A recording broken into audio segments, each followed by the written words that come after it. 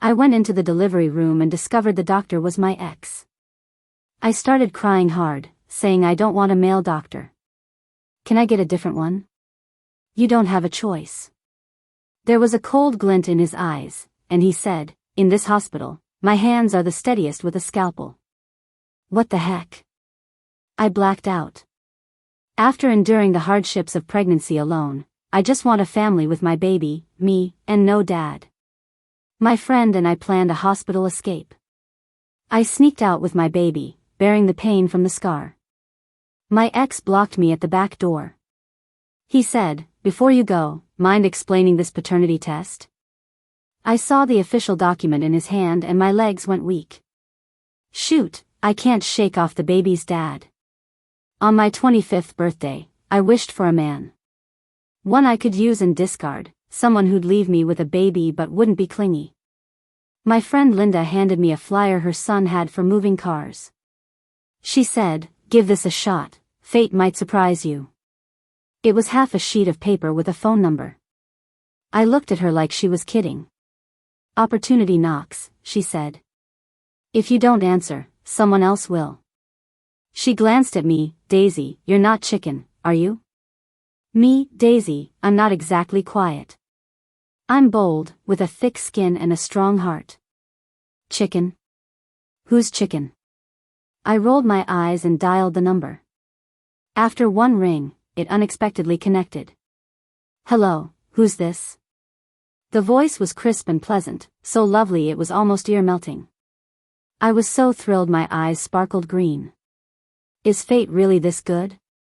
I can't let this slip away. I played it cool, cleared my throat, and said, hi, I found a moving car sticker with this number on it. Moving car sticker? He sounded puzzled. I read the number off with help from my friend's son. Is it yours? Probably, he paused. Where are you located? I glanced at a mall across from my apartment building and gave him the street. I just got here, not familiar with the area. Could you send me a pin? He asked politely. Sure. I hung up, trying to stay calm while excitement bubbled inside. While I searched his number, my friend stopped me, Daisy, don't rush. It's a free gift from above, I argued. I saved his contact as car sticking guy and sent the ping. You know nothing about him. Be cautious when meeting. My friend looked serious. I know some things. I smiled at her and analyzed. His voice is clear, polite, sounds in his 20s, well-educated. My number is local, his isn't, yet he can come pick up the card. He must be in Shanghai, with free time and a car. He was unfazed by my call, so either he's experienced or a ladies' man. I patted her on the shoulder with a grin. I'll meet him first and decide. You're risking it with a possible player? My friend was shocked. I gave her a mischievous look. They leave affection everywhere but never get too attached, won't fight over kid custody. No support issues, stress-free. Even if you're right, my friend gently took the card from her son and waved it. Are you sure this can meet someone? Thin plastic, not exactly classy. It's just a prop, don't overthink it, I said, a smirk creeping. Daisy, I underestimated you. She gave me a thumbs up. Thought you were a rookie, turns out you're a pro. Well, thank you. The guy accepted my request right then. I adjusted the location on the map slightly before sending it. After fixing a meeting time, I casually browsed his Twitter. He doesn't post often, no selfies, inappropriate jokes. Short, meaningful texts, artsy photos, nothing lovey-dovey. He's either a classy bachelor or a smooth player. Either way, worth a shot. Living just upstairs from my friend, I got ready and left with the card. At the cafe, I ordered coffee, sat facing the entrance, and watched people come in. Minutes later, in walked a tall, well-dressed guy, maybe 6'1". He's got eyebrows and eyes that suggest he's trouble. High nose and lips like cherry blossoms, elegantly handsome features. An air of nonchalance and cool aloofness that makes him seem unapproachable. Yet his stunning demeanor drew all my attention instantly. Instead of heading to the counter, he looked down at his phone, possibly texting. I counted down 3, 2, 1, my phone lit up when I hit 1. I glanced at it, excited. I'm here. I stood up and waved from across the room, ignoring looks from around us. I'm wearing a fitted, slit dress, light makeup, small heels. It's eye-catching but not over the top. His gaze lingered on me briefly, and then he walked over. Please, have a seat. I met his gaze and smiled. Call me Daisy, and you are? Evan. He nodded appreciatively and sat. About the car sticker. Evan? Nice name for a nice guy. Just then our coffee arrived. I directed my smile at him. Sip your coffee, I'll show you. I ordered him espresso, a real test. He took a sip. His perfectly sculpted features barely reacted, keeping his cool. I was impressed. Happy? He asked with a hint of a chuckle. I slid the bag across the table. Here. He took out the card, freezing upon seeing it, shocked by its material and size. Unraveling its tie, he chuckled at the crooked numbers. All the coolness faded. Whoever did this, they got the number right. That's not the main point here. My eyes moved inch by inch from his long, graceful fingers up to his face. Didn't Evan see I was trying to flirt with him? He paused in the middle of rolling a card and looked at me. Today I made a wish, hoping the universe would send me a boyfriend. And then I looked down and saw this parking card. I was half expressing regret and half being indifferent. Who knows if it's fate or just a prank by the universe? He raised an eyebrow. Birthday? I took an elegant sip of coffee, just the right amount. 25. If that's the case, might I have the honor of celebrating Daisy's birthday? He tied up the card and put it back in his bag. Does Evan really think I'm just here for a free meal? I shot him a sidelong glance, teasingly. But it's a boyfriend I'm hoping to get, not just a meal. So, who's behind this setup? He leaned back in his chair, completely relaxed. Why, have you been tricked before? I spread my hands, feigning innocence. But what's that got to do with me? I'm just a law-abiding citizen. You sure about that? He smirked, his eyes sparkling with a warmth that was hard to resist. I tilted my head, confident. I'm not just a good citizen, I'm a good catch too. Want to find out? You're confident in yourself, he replied, non-committal. There are lots of girls who like to be the hunted, waiting for the hunter to strike. I'm not one of them. I like being the hunter. My eyes drifted over his face, a slight smile playing on my lips. And you're my prey. He chuckled softly. Have you thought about what if I'm married or have a girlfriend? I can wait. I kept smiling. He seemed puzzled, questioning silently. I let my gaze linger on his hands again. You weren't wearing a ring from the start. No mark on your ring finger, either. If you're married, maybe it's not a happy marriage or one you're proud of, so it wouldn't last long. If you do have a girlfriend, and yet you're helping a stranger celebrate her birthday, well... I smiled, not finishing the thought. Daisy is single, I see. He sat up straighter, smiling. I took a sip of coffee. I'd rather stay single than settle. When did you start taking an interest in me? His eyes were calm. The moment I first laid eyes on you, distracted by your looks. Or when I first heard your voice on the phone. I was candid, no holds barred. Are you so sure I'll agree to be your boyfriend? He asked. To be honest, I'm not. But I can give you 3 seconds to decide. Stay or go, it's up to you. He stood up gracefully, picked up his bag with the parking card, and took 2 steps away. I stayed put with my coffee. Don't drink too much coffee at night, it'll spoil your sleep. He looked back, sounding like a gentle breeze. I looked up at him, annoyed. Mr. Evan, don't you think you're overstepping? If you're leaving, then hurry up and go. How long do I have to wait, my girlfriend? He smiled, charming and full of life. My eyes widened. Finding a partner with just a little luck and suddenly half of life's big events are taken care of? The world feels more magical than I imagined. Evan and I went to a restaurant. Before the main course, he stepped away for a bit and returned with a waiter in tow. To my surprise, the waiter held a platter with a bowl of longevity noodles, topped with a heart-shaped fried egg. In a place where the average meal is $500 per person, I didn't expect they'd offer longevity noodles. Even more amusing, he ordered top-tier beef but paired it with a bottle of Mouton Cadet. Later, over a fine glass of wine with my best friend, I shared the story as a joke. She took a sip, teasing, beef, wine, and heart-shaped noodles, what a mix. It's not about the noodles, it's about the Mouton Cadet. I swirled my wine, clarifying. She seemed puzzled. What about Mouton Cadet? Mouton Cadet is a wine with notes of coffee and chocolate when opened. I couldn't help but laugh. I think he was teasing me about that espresso. You ordered someone an espresso on a first date, classic. She remembered fondly, downing her wine in one go. Anyone tricks me into espresso again, I'll beat them senseless. Girl, sometimes you gotta suffer to rise above, I said, taking her glass away, stopping her from drinking more. Get this, he agreed to be my boyfriend. That easy? Daisy, when did you become so simple? She gave me an incredulous look. I chuckled. We agreed before dinner, mind the order. Is there a difference?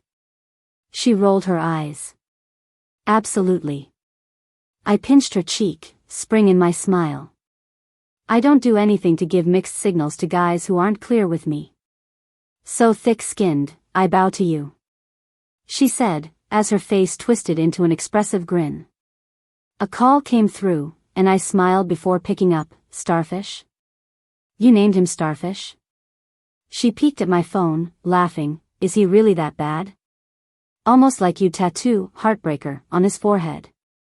Who knows? Doesn't bother me. I gently pushed her toward the door. Time to go back. Your little one will cry for mom. She's a health doctor, choosing not to be a stay-at-home mom, hiring help, but the kid was still most attached to her. Say whatever, take the call. She switched shoes and left, closing the door. I answered the phone, settling into the hanging chair on the balcony, gazing at the city's glow, lost in thought. Busy? His cool voice drifted through. Any later and I'd hang up. Didn't anyone teach you, older brother, patience is key with girls? Alcohol working its way through, I nestled in, playfully. Drunk? His voice softened. Didn't I say not to overdrink? Your wine choice was trash, so I refreshed with Chateau Margaux. Ah, a fellow wine lover, he sighed, mixed with amusement. What do you mean by kindred spirits? I'm confused. What else could it be? He chuckled lightly, saying he tasted like coffee inside, trying to give himself a stomach wash like mine. Serves you right. Once I understood, I couldn't help but laugh joyfully. Was it worth messing with yourself just to prank me? Just a bottle of Mouton Cadet, is it that funny? He scoffed. I gently rocked in the wicker chair, feeling so leisurely. It's not just funny, I think Big Brother is quite cute. Cute? He snorted. Miss Daisy, are you subtly mocking me? How could I dare, I'm complimenting you. I spoke earnestly and sincerely. Also, Big Brother shouldn't call me Miss Daisy, you should call me Sweetie. Otherwise, when I'm not sweet, I can scratch pretty hard. Seems like I need to declaw you before getting close. His voice was low. I raised my right hand, admiring it in the moonlight. My claws are pretty nice, would you really want to? Honestly, I wouldn't. He chuckled softly. Removing them would make this visit pointless. Pointless? My alcohol-clouded mind turned that over. You didn't leave? No. His laughter came through the radio, clear as a bell. Can't drive after drinking and didn't want a driver, so I found a hotel nearby. Wine intoxicates, the warm breeze soothes, and his voice is irresistible. Desire rose within me, eager and restless. Can't leave or sleep, thinking of me, big brother? I giggled. Espresso's still too strong, can't sleep. He sounded relaxed. Aren't you drunk? Go to sleep early. No. I flatly refused, softening my tone to coax him. If you can't sleep, why not come over here? You can see the ocean. The ocean? Are you sure you're not dreaming? His voice was slightly casual. No ocean, but there are starfish. I chuckled. And, although you have good wine, aren't you lonely without a lovely companion? Huh. He paused, his voice cooling. You're so flirty, honestly, how many have you dated? I can't remember. I shook my head, teasing him. Want to come over and help me count? He noticeably paused but didn't reply. Are you coming or not? I pouted playfully. I'm exhausted. If he doesn't take the hint now, I'll just wash up and go to bed. Address. Finally, he relented after a long pause. I chuckled quietly. My little starfish might just turn into a starfish jerky tonight. I spent half an hour on the balcony in the breeze but heard no doorbell, and it baffled me. I opened the door to check, and there was Evan. He'd changed into sportswear, arms crossed, leaning against the wall, turning to see me upon hearing the noise. His eyes calm and bright. Why didn't you ring the bell?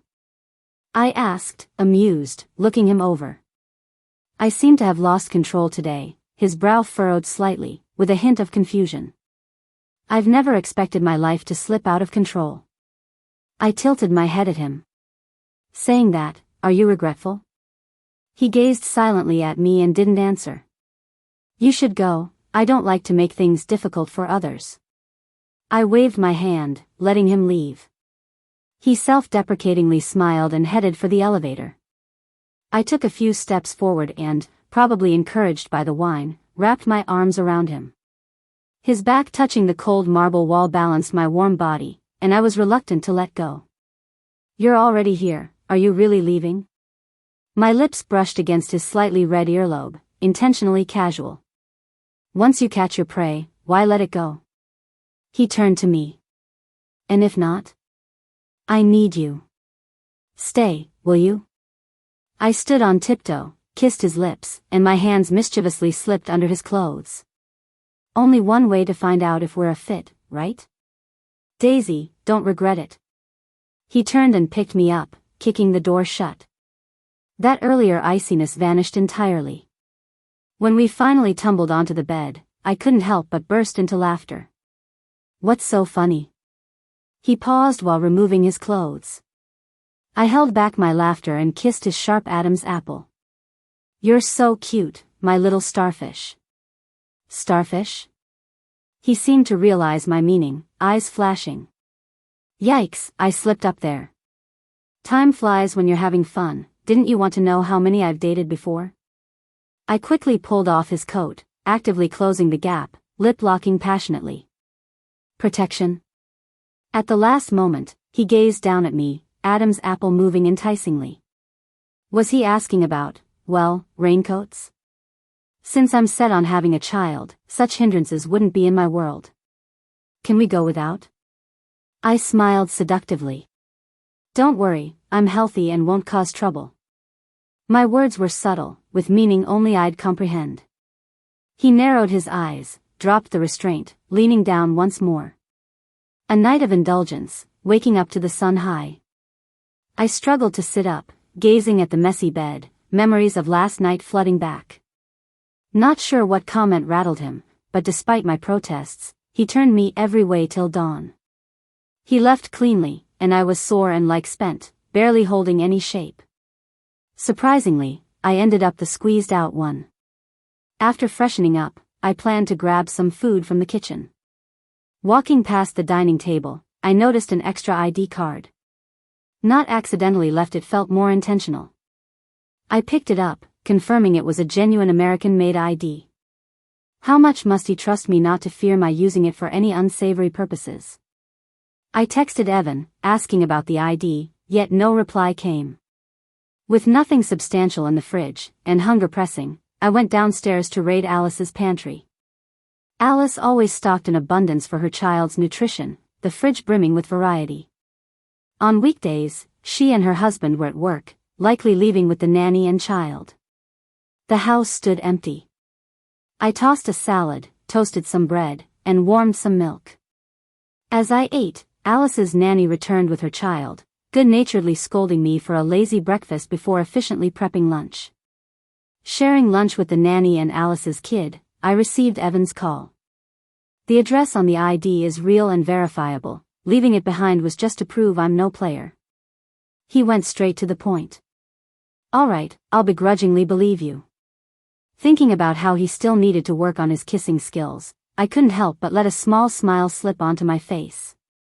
When does he plan to come pick it up? Just leave it for now, I'm too busy lately. His voice had a trace of barely detectable weariness. Where do you live? Not wanting him to misunderstand, I added, you know ID cards are essential.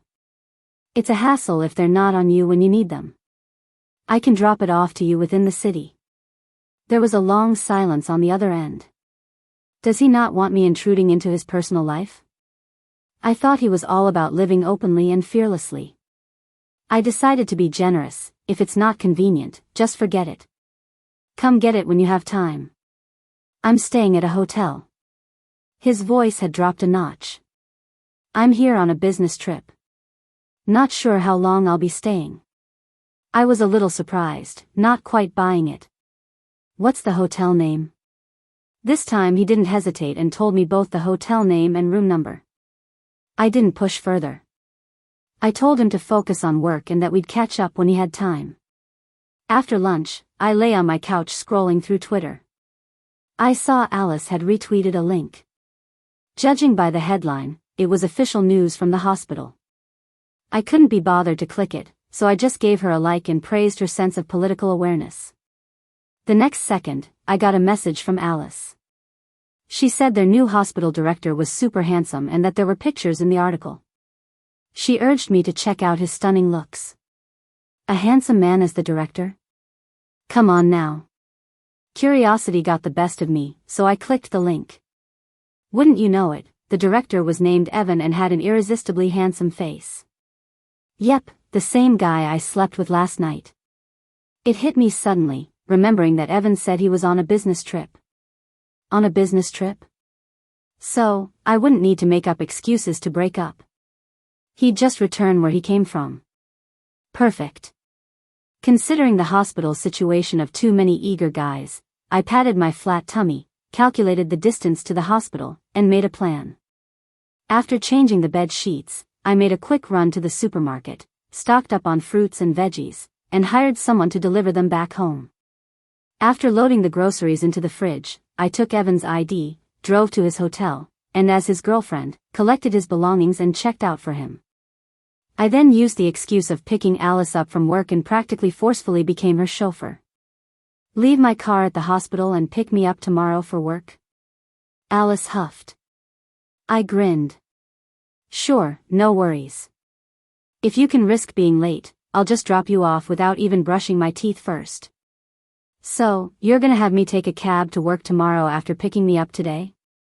Alice sounded fumed. If it weren't for the fact I was driving, I'm sure she might have lunged at me. I'm doing this because I understand how hard you work. I'll book a car for you tomorrow. Happy? I smoothly changed the topic. By the way, tell me about your new director. What department does he work in? Inpatient department, not on my line of work. We're not really acquainted. Alice didn't sound too pleased. Knowing her personality, I didn't mind and pushed a bit. Really? No, nothing. They say he's a medical genius from another hospital. Our leader specially invited him to guide us. Alice, being mature and already married with kids, kept her eyes firmly forward. I can admire his looks, but why dig any deeper? Fair enough. I stayed calm and collected. Just keep your composure next time if you run into him in our building's elevator. Don't just dive in. What do you mean? Alice raised an eyebrow. I smirked coyly, take a wild guess. Ah, Alice squealed, no way, is that Starfish, the director? I nodded calmly, you got it. Don't forget to give me a referral fee for this introduction. Alice looked thrilled. Frog in a well. I sneered slightly, instead of focusing on that referral fee, maybe wish for me to have a daughter to pair with your son. After 100 years, everything will be yours. Fair point. Alice seemed excited. Daisy, sis, I'm verbally notifying you. Getting busy with the kids department needs to be on the agenda. Got it. Worried about shocking her, I didn't dare mention I've already gone pedal to the metal and had him all to myself. After thinking it over, for the sake of my happiness, some things needed to be cleared up ahead of time. From now on, report before you visit my place. I chirped happily. What do you mean? She didn't like that. Looking through the rearview mirror at the trunk, I gave her a sly smile. Starting today, I'm living an unabashed two-person life. Since, with enough groundwork, the next step is just a matter of time. Around 10 at night, the doorbell rang. Seeing the guest through the peephole made me ecstatic. The whole afternoon's effort had paid off. Here for your ID? I feigned ignorance. Wait a sec. Pretending not to hear the door lock click quietly, I turned to get his ID. Behind me, Evan stood like a wall. Here you go. I slipped the ID into his shirt pocket. It's late. Off you go, I won't see you out. Was this on purpose? He leaned in, pinning me between him and the table, eyes deep and unreadable. Yup. I pushed myself up slightly, casually sitting on the table, examining his smooth, handsome face. So, what's your answer? Ever since meeting him, I've been exploring his boundaries.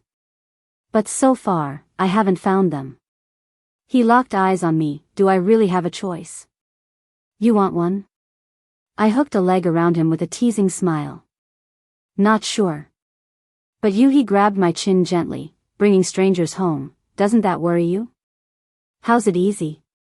I leaned in, softly licking his lips. You're the only one. Didn't I tell you the answer last night? His breath hitched, and he pulled me into a deeper kiss. I held on to him, eagerly responding. Want some? Just as I was lost in passion, his lips brushed my ear, whispering in a voice as soft as a breeze. Eyes hazy, I tilted to catch his lips, trying to signal my desire. But he took a few steps back, avoiding my touch entirely. Indulgence leads to bad habits, which misleads virtue. He pressed something cold into my palm. If it gets too bad, listen to the Heart Sutra. Be good. With that, he walked into the washroom without a backwards glance and locked the door. Looking down was the phone in my hand. Heart Sutra? Really? Evan. Understanding what he meant, I wanted nothing more than to throw my phone at his head. Damn, he actually dared to say I'm weak-minded for breaking the vow of lust and then advised me to calm down. Even with my thick skin, he made me so mad it hurt. I stared at the closed wooden bathroom door, clenching my fists. Not gonna give in, huh? The more you resist, the more I'll provoke you. Let's see if he's really as calm as a monk or if my game is stronger and can unsettle his mind. Once I achieve my goal, I'll have no problem ditching him without a second thought. That night, sharing a bed, I clung to him, trying to kiss him. He just flipped me over, wrapped me in his arms with one leg over mine, putting a stop to my antics.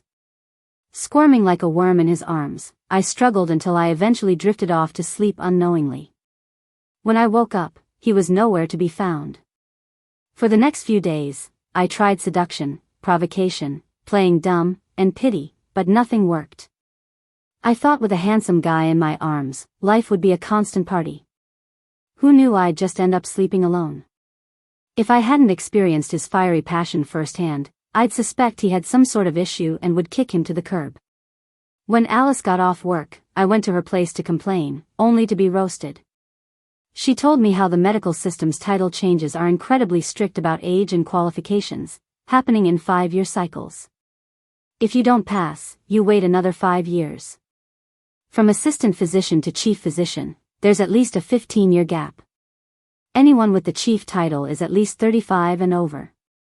She said for someone like Evan, not even 30 and already a chief, he must come from a family of doctors or have some serious connections, or he's very smart and talented and works super hard. There's no way he'd be distracted by romance. It makes sense he'd not be interested. Finally, Alice advised me not to rush, suggesting I either take it slow or give up. I felt really defeated.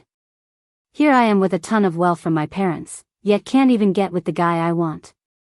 Feeling down, I dolled up and headed to a lively bar, looking for cute guys.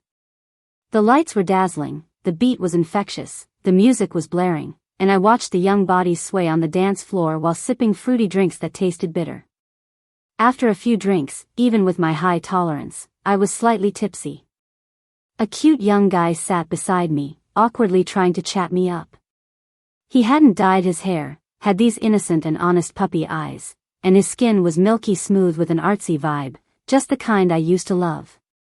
He seemed shy, yet kept calling me sister, making me grin from ear to ear. As we talked, he kept glancing in a certain direction. I played dumb, subtly scanning the bar to see where he was looking only to find a group of young guys and girls, all around 20 or so. Probably here with friends. Maybe he lost a bet and now I was his challenge. Realizing this, my interest peaked a bit. The vibe was good, and as we chatted, he got closer, even going for a light kiss at the corner of my mouth. I didn't dodge, just looked at him with a knowing smile. He got bolder, slid an arm around my waist, moving in for another kiss. As our lips met, all I could see in my mind was Evan's face, calm and composed yet wildly alluring during passion. How many minutes? I leaned back slightly, dodging his lips. He froze. Sister, what are you saying? You made a bet with your friends to kiss for a few minutes? I laid it all out there. 3 minutes. He was barely able to speak. As I set a timer on my phone, Evan called. All right, let's kiss.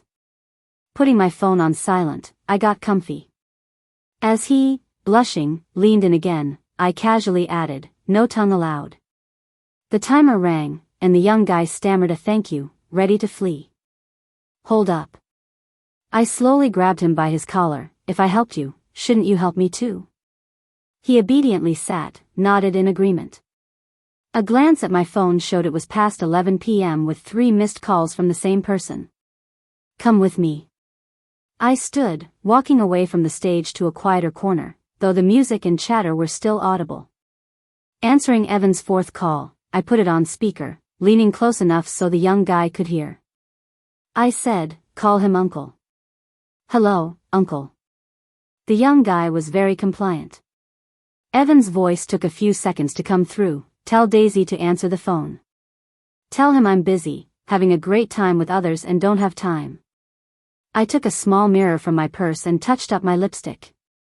Sensing the tension, he blurted all the words at once. Daisy, I know you can hear me. A scoff came from the other side. Give me your location, and I'll pick you up. Tell him no need, I'm going home with you tonight. I sent the young guy a playful wink. He was caught off guard, staring at me in shock. Sis, translate. I exaggerated a fist, scaring him a bit. She said no need, she's coming home with me tonight, he mumbled, almost on the brink of tears. Good. I lifted the young guy's chin. Is sister's perfume nice?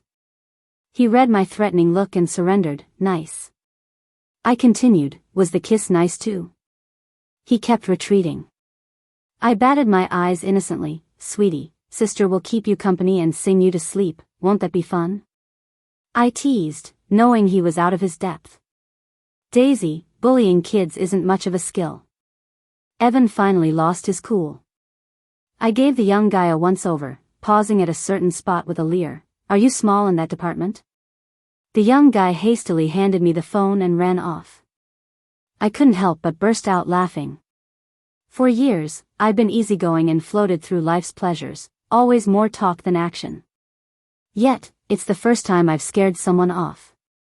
I checked my phone's screen again. He hadn't hung up, showing real patience. Just don't know if his lungs are still okay. Moonlight bar. I casually voiced, letting him know he has 3 minutes before I leave with someone else. I hung up and returned to my seat, where the cosmopolitan I ordered was waiting.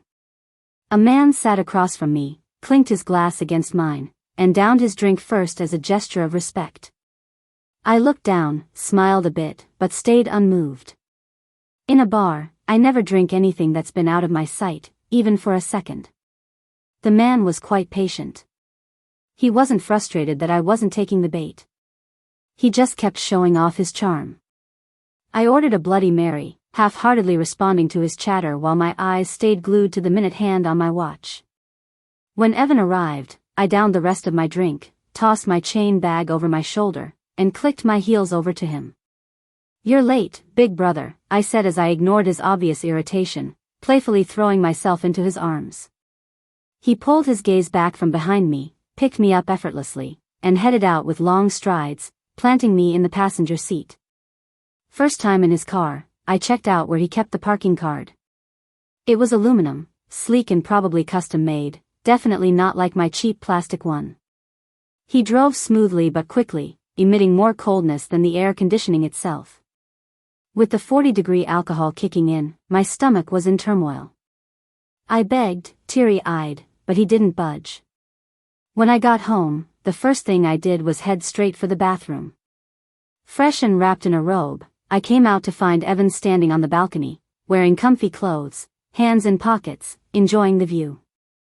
I squeezed between him and the railing, wrapping my arms around him. He looked down at me with a scrutinizing gaze. "What do you take me for?" he asked out of the blue. I had no clue what was on his mind, so I gave a straightforward answer, "Boyfriend." "I thought I was just your fling," he said, his eyes dark. "Oh really?" I pecked his cheek. "As my only fling, you should feel honored." He remained unmoved. "If I hadn't called, would you have left with someone else?" "No way," I answered firmly. "I have my boundaries. I don't play both sides." "Then why kiss someone else?" He frowned, his fingers lightly touching my lips. I was caught off guard, unwilling. I lied without blushing, clutching his hand with innocent, pleading eyes. "Honey, won't you kiss me? I'm forgetting your taste."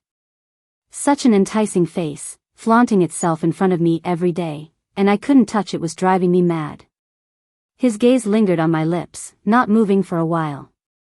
I held my breath, tense, our relationship balanced on this moment, about to either soar to heaven or crash to hell.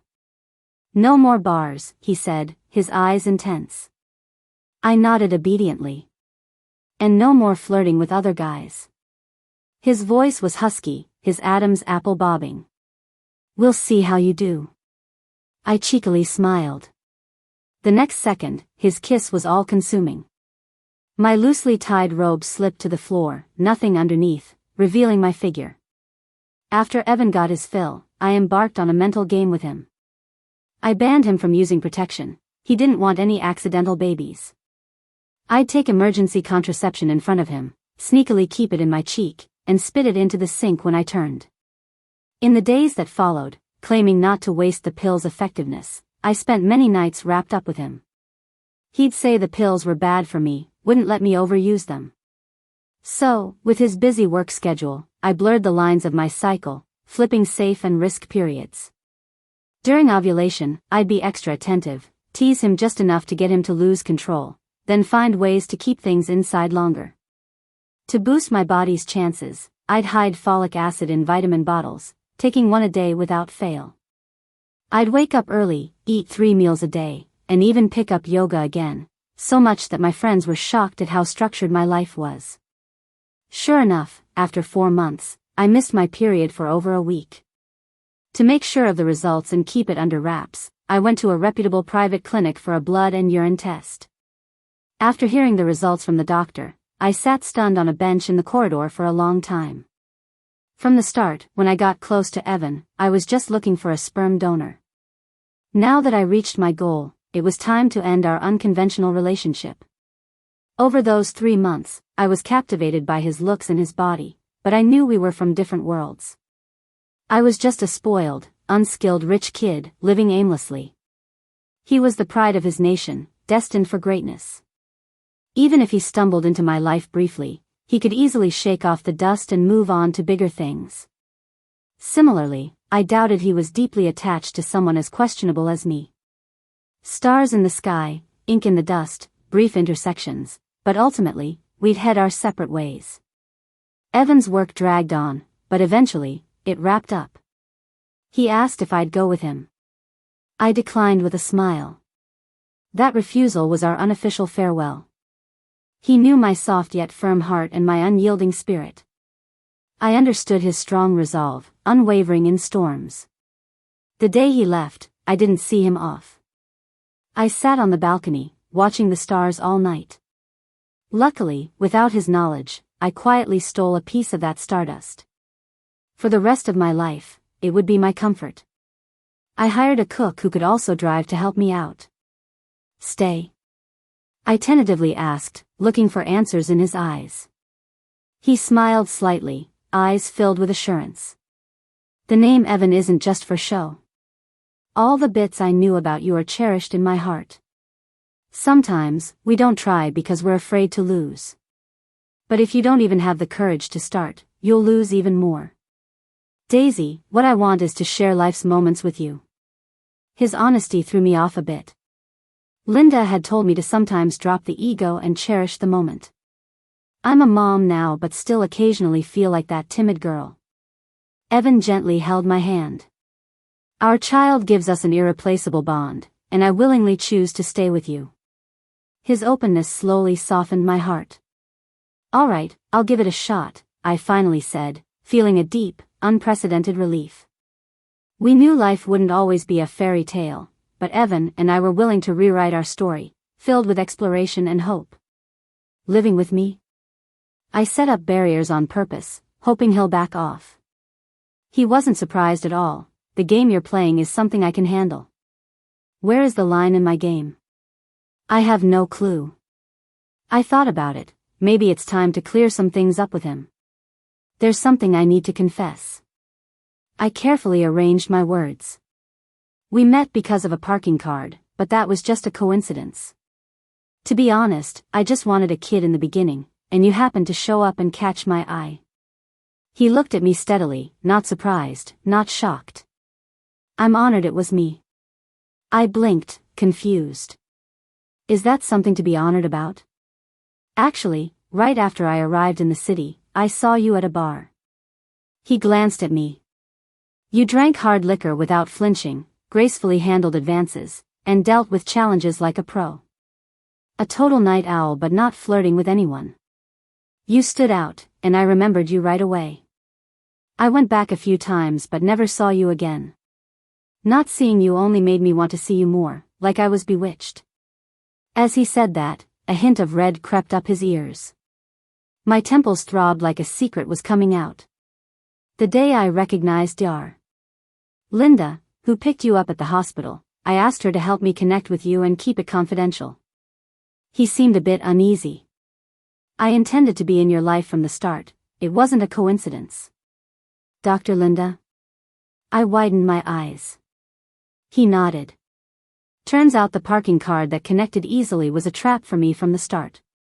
I thought I found an easygoing guy, but little did I know, I was the prey all along. And my best friend was helping him from the start, never letting anything slip. Daisy, I like you, and I want to be with you. I've quit my job over there, I've got no one here. Can you take me in again?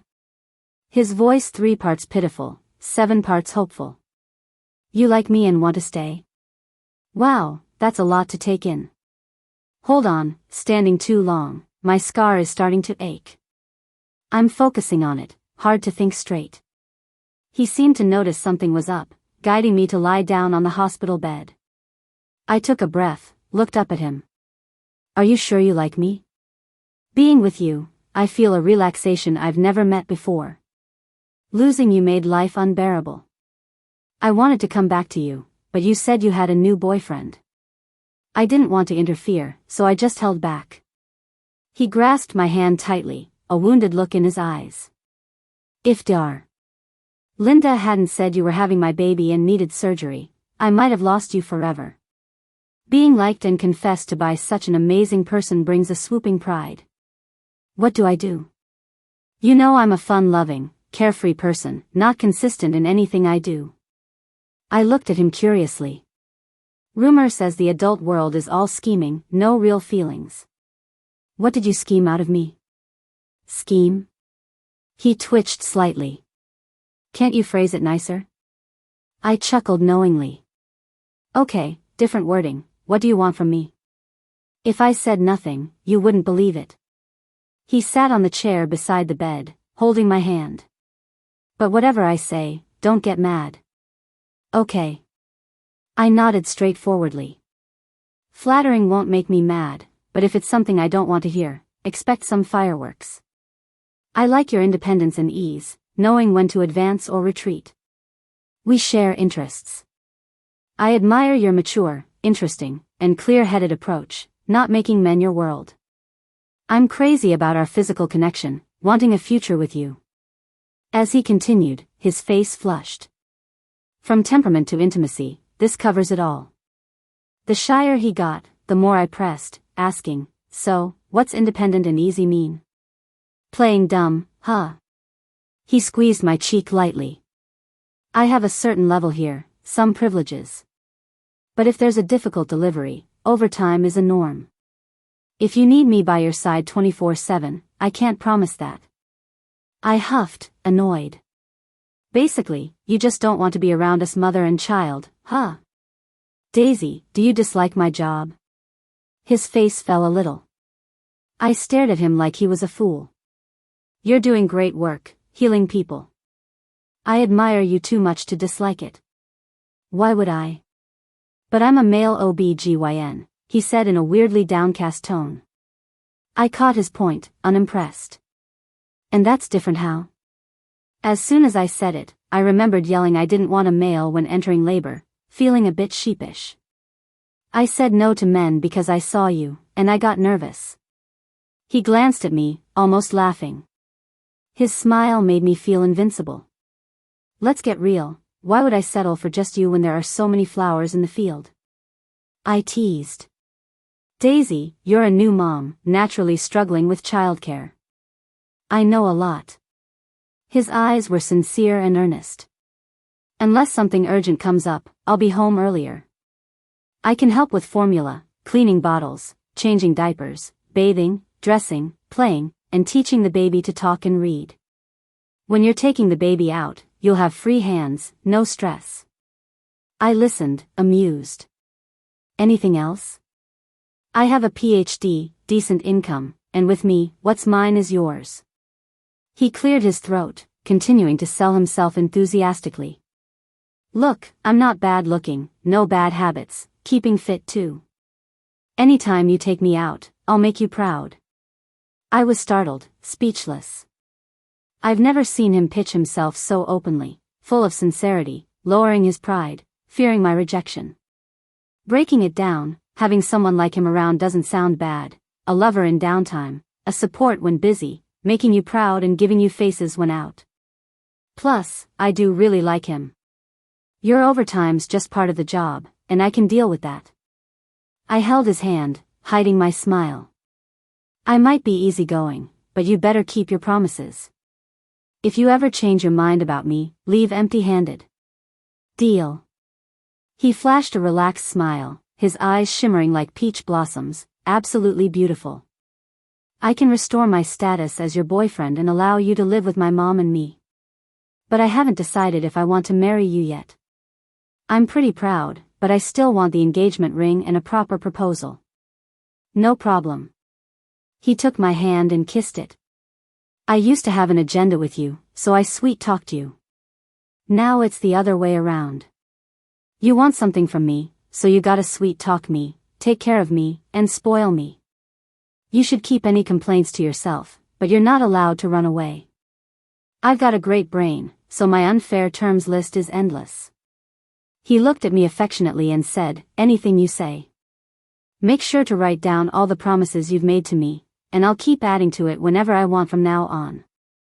I made a grand gesture, full of spirit. His temper is surprisingly good, following my guidance earnestly. For being so obedient and sweet, I'll reward you with a kiss, I said, kissing his cheek. He stared at my lips carefully and said, Daisy, could I kiss you? I haven't seen you in 9 months, I'm starting to forget your taste. Huh. The familiar lines, the same formula, I was a bit overwhelmed. He blushed, awkwardly pleading, please, sweetheart. That little pet name totally broke my defenses. Just one kiss, nothing more, I said, licking my slightly dry lips. He grabbed the back of my head and gave me a restrained but intense kiss. I savored his taste greedily, feeling secure and at peace. This time, through the stars and sea, despite the bumps, I finally reached the other side where I wanted to be.